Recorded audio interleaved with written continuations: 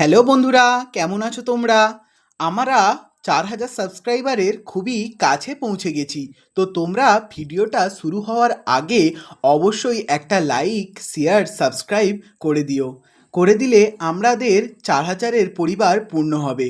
তো চলো বেশি কথা না বাড়িয়ে করা যাক গল্পটিকে শুরু। বিলাসপুর নামক গ্রামে বিপিন তার গরমের ছুটি কাটাতে তার ঠাকুমার বাড়ি এসেছিল।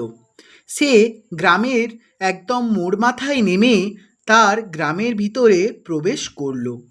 সে হেঁটে হেঁটে তার ঠাকুমার বাড়ির সামনে এসে উপস্থিত হলো। বাইরে থেকে তার ঠাকুমার বাড়িটিকে দেখতে ঠিক যেন একটি কুঁড়ে বাড়ির মতো লাগছিল। বিপিন তার ঠাকুমাকে বাইরে থেকে ডাকতে শুরু করলো। ও ঠাকুমা, বাড়িতে আছো? আমি বিপিন, আজকে এসেছি তোমার বাড়ি। ঠাকুমা হকচকিয়ে শুনতে পেয়ে আওয়াজটিকে খুবই খুশি হলো এবং তাকে ভিতরে আসতে বলল। কে ডাকছো? ভিতরে চলে এসো, দরজা খোলাই আছে। তারপর বিপিন ঘরের মধ্যে প্রবেশ করলো। হাঁটতে হাঁটতে সে ঠাকুমার সামনে উপস্থিত হলো। ঠাকুমা চোখে একটু কম দেখতো, যার কারণে বিপিনকে কাছ থেকে দেখে সে খুবই খুশি হলো। বিপিনকে ঠাকুমা বলল, কেমন আছিস বাবা বিপিন? তোর বাড়ির সবাই কেমন আছে? মা, বাবা, ভাই, বোন সবাই ভালো আছে তো? আমার তো কথা তুই ভুলেই গেছিস। বিপিন তারপর ঠাকুমাকে বলল, হ্যাঁ ঠাকুমা, বাড়ির সবাই ভালো আছে। বাবা, মা, ভাই, বোন সবাই ভালো আছে।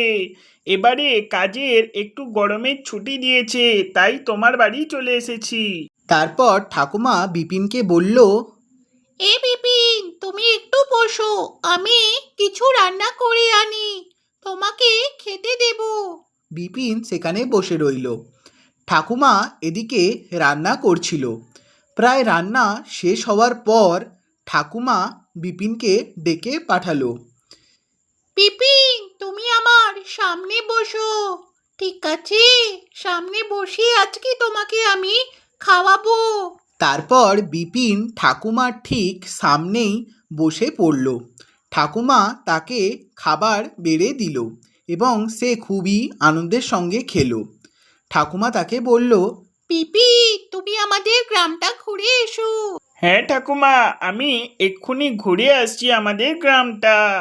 এই বলে বিপিন সেখান থেকে চলে গেল। ঠাকুমা তাকে যাওয়ার সময় খালি দেখছিল দুচোখ উদ্ভাসিত করে। বিপিন রাস্তা দিয়ে হেঁটে হেঁটে যাচ্ছিল আর তার ছোটবেলার সব স্মৃতিগুলো তার সামনে ভেসে উঠছিল। সে প্রথমে তাদের গ্রামের রাস্তা দিয়ে হয়ে তারপরে গেল উঁচু পাহাড়ির দিকে। উঁচু পাহাড়ির সামনে একটি বটগাছের সামনে সে তার দাদুর সঙ্গে কাটানো মুহূর্তগুলো মনে করে হাঁটছিল। তারপর সে একটি পোড়ো বাড়ির সামনে চলে এলো। বিপিন মনে মনে ভাবছিল যে সে সেই ছোটোবেলার দিনগুলোয় এই বাড়ির সামনে দিয়ে অনেকবার যাতায়াত করেছে, কিন্তু কোনোদিনও ভিতরে যায়নি। আজ সে এর ভিতরে যাবে আর গিয়ে দেখে আসবে এর ভিতরে কারা কারা থাকে। বিপিন কিছু চিন্তা ভাবনা না করেই সেই বাড়ির ভিতরে চলে গেল। বিপিন সেখানে হাঁটতে হাঁটতে পৌঁছালো। বাড়ির ভিতরের অবস্থা ছিল খুবই অপরিষ্কার ও অগোছালো। ছাদের ওপরে অনেক ঝুল ঝুলছিল। মাকড়সার জ্বালা গোটা ঘরটিকে বন্ধ করে রেখেছিল। বিপিন জিজ্ঞাসা করল, কেউ আছো? ভিতরে কেউ আছো? বিপিন বারবার সেখানে শব্দ করে চিৎকার করছিল, কেউ যদি থাকো তাহলে অবশ্যই সাড়া দাও। একসময় তার ডাকাডাকিতে একটা পিশাচ তার সামনে চলে এলো। সে খুবই ভয় পেয়ে গেল আর বলে উঠল, ওরে বাবা রে, মরে গেলাম রে।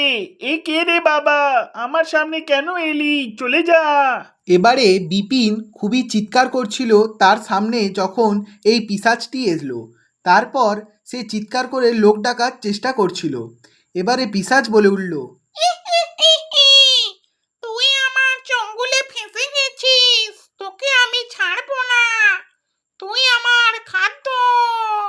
ইহ, আহ, আহ, আহ। আয় বিপিন, বিপিন খুবই চিৎকার করছিল, বাঁচাও বাঁচাও, কিন্তু বিপিনের কেউ কথাই শুনছিল না। পিশাচ তার কাছে গেল এবং তার গলা ধরে মুটকে দিল, আর তার খেল খতম হলো। পরের দিন তার কঙ্কাল তার ঠাকুমার বাড়ির সামনে এসে পড়ল, আর এইভাবেই বিপিনের নাম এই দুনিয়া থেকে চিরতরে মুছে গেল।